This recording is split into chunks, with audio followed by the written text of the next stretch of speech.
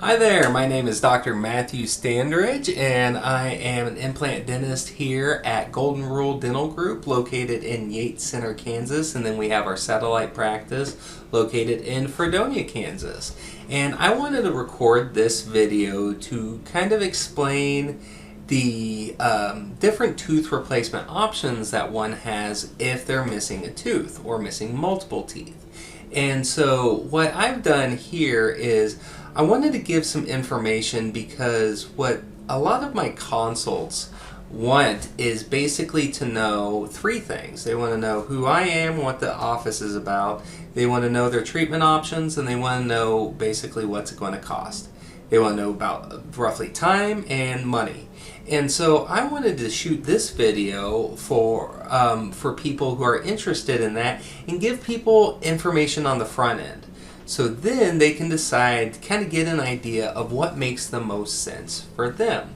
So, why replace missing teeth? Well, what happens over time is as we are missing a tooth, what can happen is that bone goes away. Bone is a use it or lose it organ, meaning the only reason for our jawbone to be there is to hold teeth or hold healthy implants.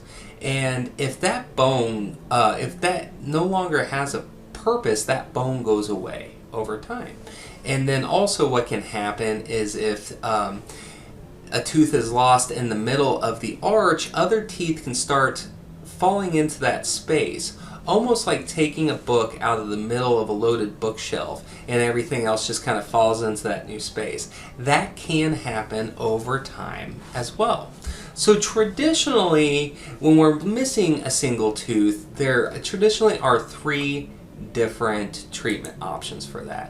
One is a dental implant, and that's kind of the gold standard, as it's the closest thing to recreating what nature had. Basically, a dental implant acts as an artificial root that goes into that bone. And then after healing, then a tooth-colored crown is put and attached onto the top of that implant. And so what I like about dental implants, well, first and foremost, dental implants, of all the three, when we go into pros and cons, one of the cons is it's going to be more expensive. It's going to be a bigger investment. But luckily here in our offices, because we have our own in-house lab, we utilize 3D technologies and stuff. Our implants are traditionally quite a bit less than compared to a lot of the metros around us. And it's also done in less appointments as well. And they also, another thing, downside to implants is they can take a while to heal. They can take 3 months before we get a tooth on there, or sometimes more. So it's not immediate gratification, but it's the best long-term solution. It looks the most like a natural tooth, feels the most like a natural tooth. You floss around it like you would a natural tooth, and all of that. And it's the only option here that if it remains healthy, if it's being cleaned properly and whatnot, that preserves that bone like a natural tooth should. The other option here on the middle of the screen is what's called a fixed bridge. Now, bridges have been around forever. They've been around for decades.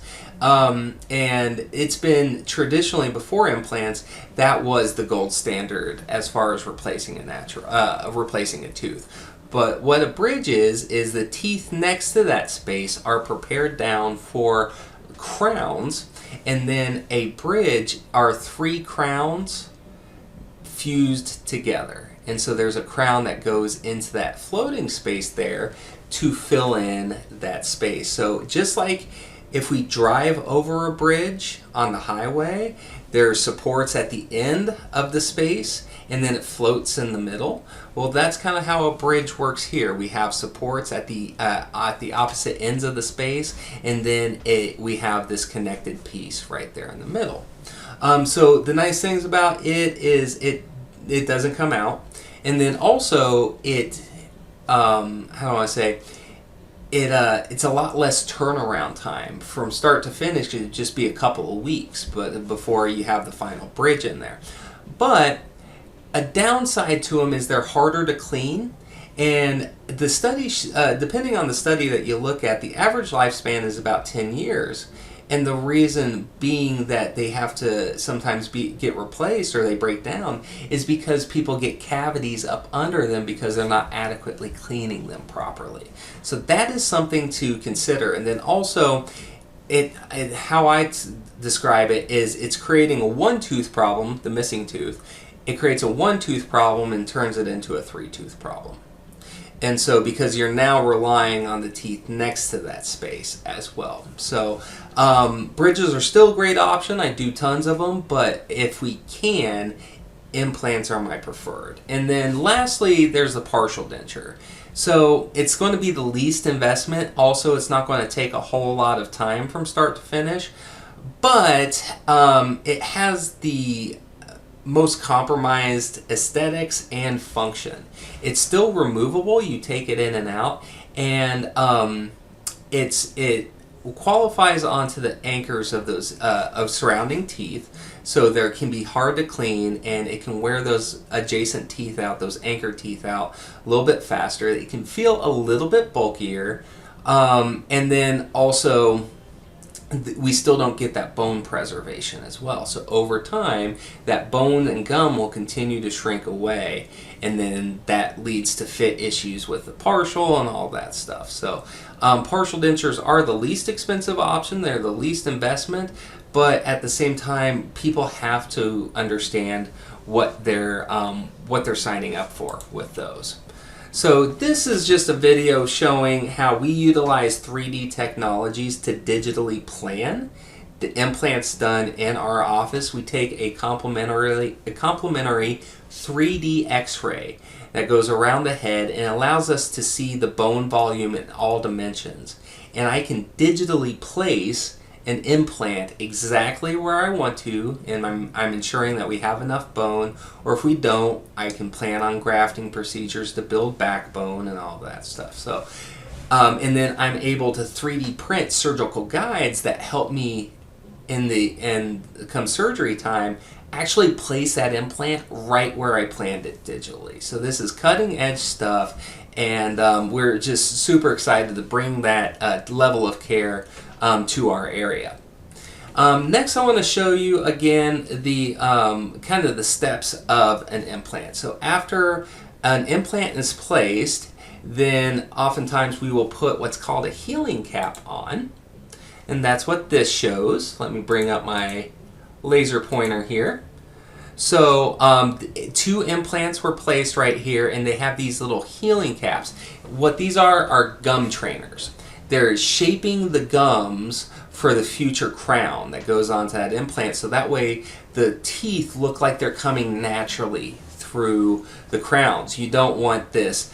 You don't want what I call a tomato on a stick. You want the teeth to have this natural coming out of the gums. And so after we take the healing caps off, that's what the tissue looks like, and then we put the crowns on. You'll notice that the tissue here, the gums, are a little bit white because that is the same day of insertion, so it's putting a little bit of pressure there to again further shape the gums to have that natural profile to where it's easily cleansable with brushing and flossing, and it looks super natural there. Okay, and so next I'm going to talk about a bridge and how that works. So again, a bridge with the missing tooth, the teeth next to that space are prepared for the material, and then this gets cemented over that. So here's a patient that was missing their lateral incisors, and these were replaced via bridges. So they can look absolutely awesome, but we do have to make sure that we're cleaning around them very well. They are a little bit harder to clean. So if people are going to invest in a bridge, I really recommend investing in something like a water flosser as well, and making sure following low sugar diets, getting acidity under control, anything that would make us at a higher risk for getting cavities, we want to be addressing that as well, because that's going to be one of our biggest risk factors. Okay, and then lastly are partial dentures. There are flexible bases, and then there are metal framed partials. I'm a big fan of the flexible ones. I just find that people find them really, really comfortable. Do they last as long as the metal ones? That's a little bit to be determined. But man, the flexible ones, I have just patients absolutely love them.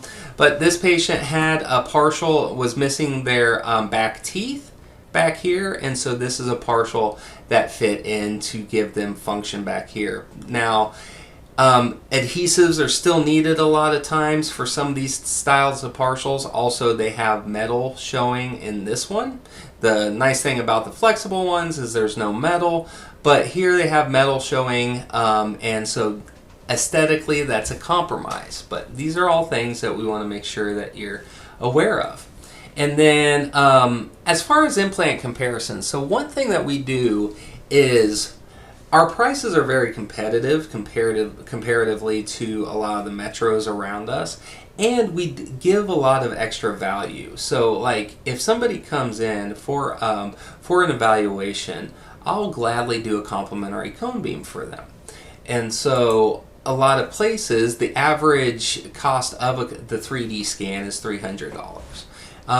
For our implant patients that are going forward with it, we do that complimentary because we just rather have the information. And then our implants, we use very, very state-of-the-art implants. One thing to be careful of is if you're going somewhere and they have the cheapest implants around, they might not be using the best quality of implants. And so we use one of the best brands in the business, and so we use a very, very high standard, high quality implant. And then another thing with the surgical guides, I do all of my cases guided, and I don't charge for that guide. Again, I think it's just one of those things that I know if I got an implant, I'd want the surgeon to use a guide because I think it just works that much better. And I would just rather do that complimentary for someone rather than charge for it. And then our abutments and crowns. So altogether, a lot of the offices that I work with that get implants done elsewhere, when you factor everything all together, it's usually about $5,000 to $6,000 or so. For us, for the vast majority of cases, our cost is $4,000 or potentially even less. So it's just utilizing the technologies and utilizing the efficiencies. We save a lot of money having our own in-house lab, and so then we get to pass those savings on to patients. And so again, estimates and pros and cons and all that stuff. Going the implant route, like I said, I think it's the gold standard. The only downside to it is the time that it takes as far as before the implant placement to the time you get your final tooth. But other than that, long term, when you take a step back and look at the big picture, it really is the best for most people. And then a lot of, like I said, a lot of our cases are around the 4,000 mark or even less. And most patients choose to break things up over time to where it's very budgetable for them. And we have plans that, you know, a lot of people choose to pay $120 a month on. So it's pretty cool that we can do that. Bridges, in most offices, implants are more expensive than bridges, but in our office, it's actually, they're about the same, if not a little bit less compared to a bridge. So bridges can still feel awesome, function awesome, look awesome, but the biggest concern I have is the cleansability. Making sure people clean up around it, floss around it, use special flossers, stuff like that. And then partial dentures, they do okay. It is more of a budget. I call them long-term temporaries. I also call them retainers with teeth because they don't feel like teeth. They're better than nothing for sure, and it can be a good stepping stone, but at the same time, I want to make sure people have realistic expectations with what's going on. So I hope you found value in this video, and if you're in the Southeast Kansas area, if you would like to reach out to us, feel free to give us a call or visit our website. And we used to be called Yates Center Dental, and so our website was yatescenterdental.com. We are currently rebranding to Golden Rule Dental Group. But yeah, look us up on Facebook, on Google, and reach out to us. And if we can help you out in any way, we'd be happy to do so. Thank you, take care, and have a wonderful day.